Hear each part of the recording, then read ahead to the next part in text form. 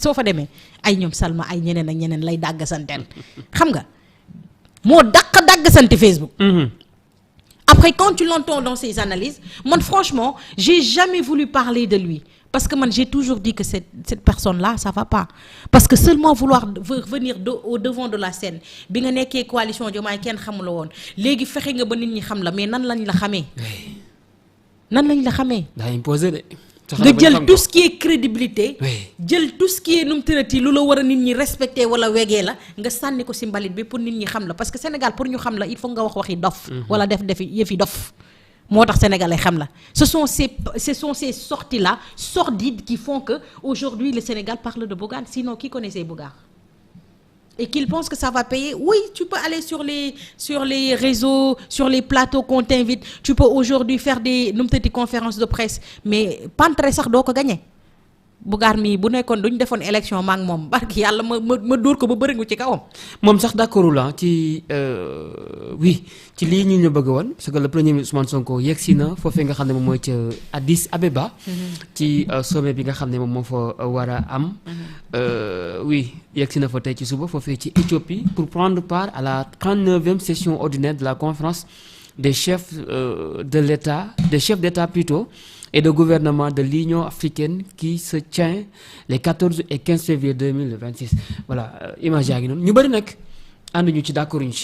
ci ni ñu yabalee le premier Ousmane Sonko pour mu représenter le président. bul ne ñu bëri ànduñu ci wala yabuñu ci. boo xoolee ba xool ay opposants ñooy wax loolu. surtout ay opposants yoo xamante ne ils n'ont pas d'activité politique ils n'ont absolument rien à faire ils laissent le vrai président qui est Bassirou Diomaye Diakhar Faye de côté pour s'attaquer à Ousmane Sonko. juste pour leur plaisir de s'attaquer à Ousmane juste parce que dañ ko bañ wala leneen ak leneen ak leneen. président. moom moo yor nu mu tërati cëggal guyam.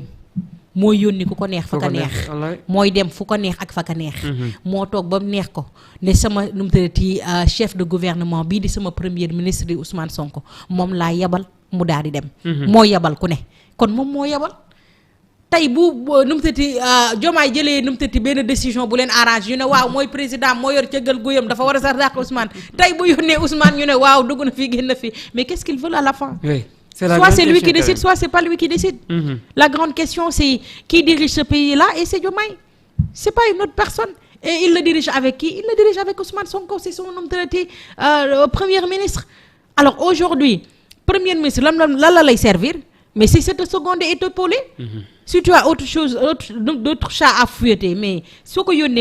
c'est juste ça. Pourquoi on va s'attarder sur ça alors qu'il y a d'autres priorités yo xamantene war nañ ko waxtané.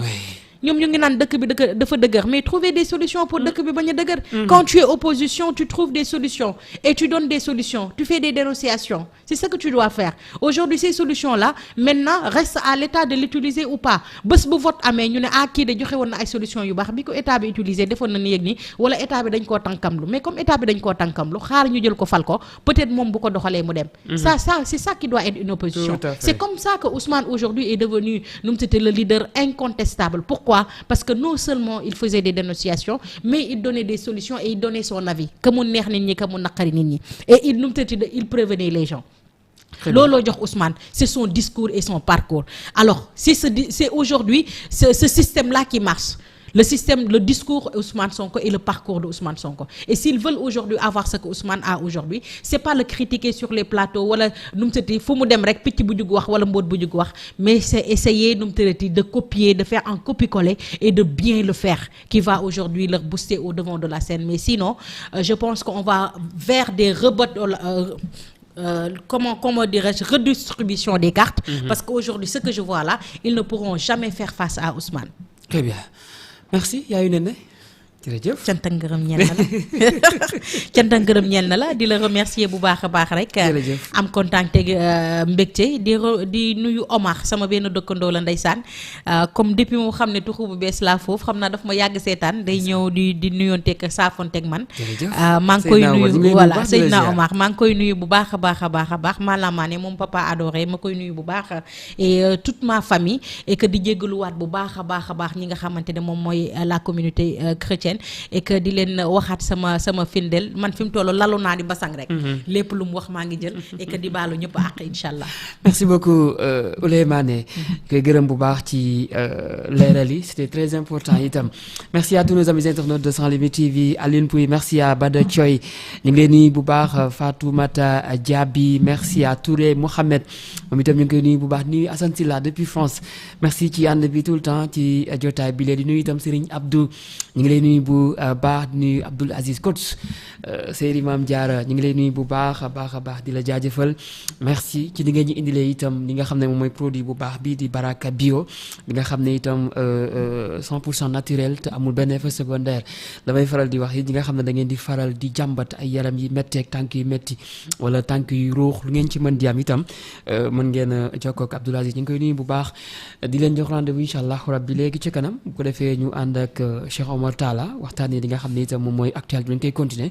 ba guddi bu neexee yàlla si comme ni Ouleye ni mu koy faral di def nii laa koy yàlla na yàlla yow daal da ngay tàllal rek. dama bëggoon su ma paree ak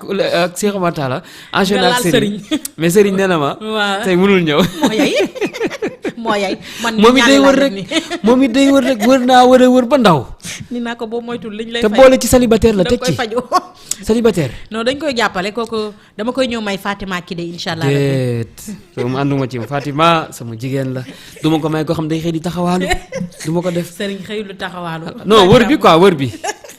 merci à tous nos amis internautes on se donne rendez-vous incha allah rabbi ca kanam bu neexee yàlla suñu borom